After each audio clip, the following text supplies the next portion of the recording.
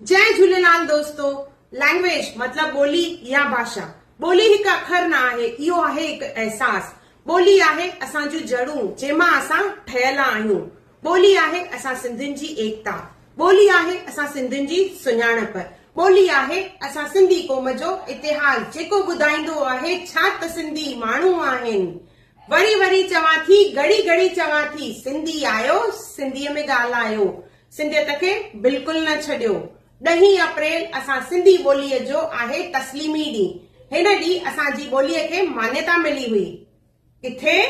असांजी सिंधी ॿोलीअ खे भारत जे संविधान जे 8 शेड्यूल में शामिल कयो वियो हो 10 अप्रैल 1967 ते। असांजी सिंधी मिठड़ी ॿोली जंहिं ते असांखे फ़खुर आहे। 10 अप्रैल सिंधी लैंग्वेज डे जूं तव्हांखे लख लख करोड़ करोड़ वाधायूं। जय झूलेलाल।